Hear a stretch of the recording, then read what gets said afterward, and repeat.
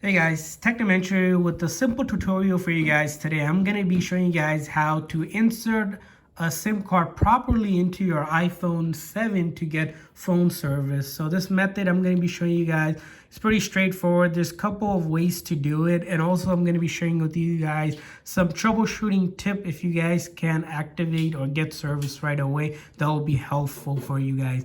If you guys are looking to buy a cheap iPhone or one of the newer iPhones, check out the link that I've included for you guys in the description, where you guys can get really discounted phones that I did unboxing video for you guys as well, that you can check out in our channel.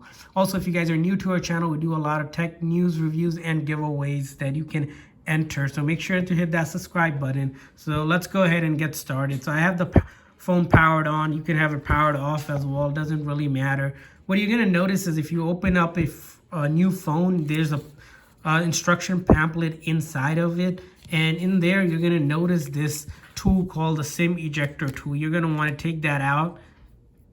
And this will help us take out the SIM card and put the SIM card in. If you don't have this because you bought a pre-owned or second-hand device, or you just simply don't have it, you can take a earring that you have, an old earring that you don't mind if this thing breaks accidentally, or old paper clip, and bend it like this. You pretty much have a SIM ejector tool. That's all you need, or any other tools that can mold into that. So I'm going to take my SIM ejector tool here, and then what I'm going to do is locate the right hand side, and you're going to locate this pin that's on this side.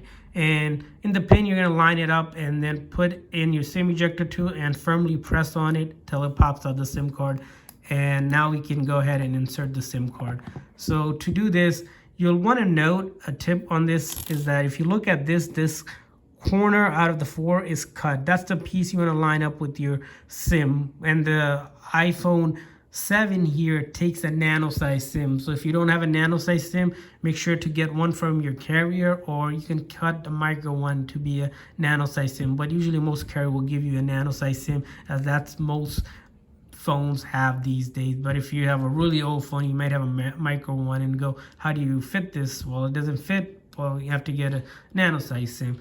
And like I mentioned, the SIM will have this cut edge as well. As you see here, I have a Cricket SIM. You want that label of your carrier and the numbers to face upward, and then you want to line it up with this, and it'll flush nice and easily with the SIM tray here. And then now we're going to do the same thing this time. Line up the holes here and then press it in nice and firmly till it's flushed against the edge. And there you have it. And then it should start searching for service. You might get this pop-up to update the carrier setting. You can hit that and wait till you get your phone service. You might say no service. Don't freak out. It does take some time, sometimes 32 seconds to a minute before it comes up. And you just saw it changes to Cricket. Now I can make calls and texts, and I'm good to go there. You don't need internet or anything to do that. If you have data, that's great. If you don't, that's fine as well. Your phone should activate.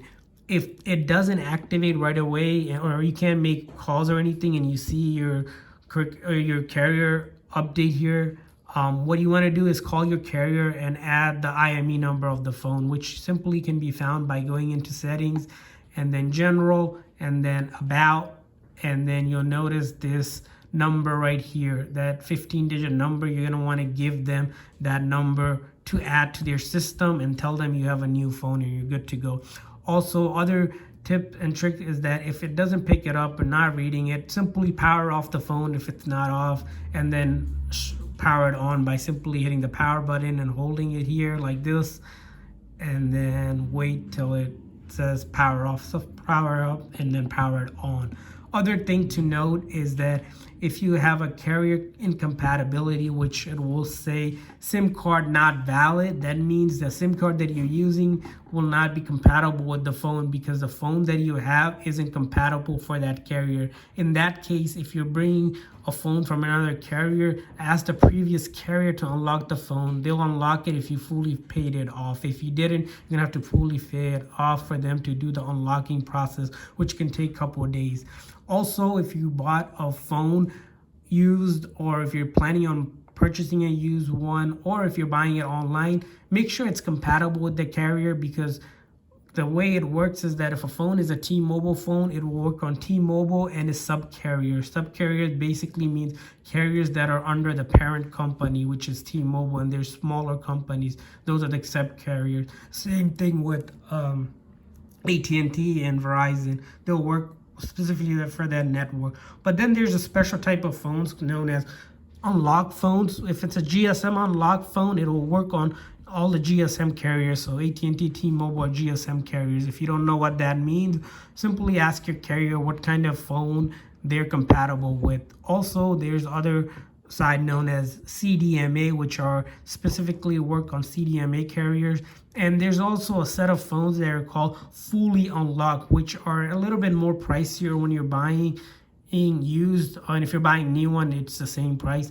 Those are the ones I recommend getting. That means it'll work on both GSM carriers and CDMA carriers, and those usually work internationally as well. Most, if you're traveling internationally, GSM are the way to go because most carriers out of the United States using GSM network. So those are kind of the pro tip I wanted to share with you guys. Hopefully this video was helpful, and if you guys are looking to buy a cheap phone that are the newer iPhones at a great price, check out the link in the description. So hopefully this video was helpful. If this video is helpful, make sure to hit that thumbs up so that other people can at least see and find this video. Thanks for watching, guys.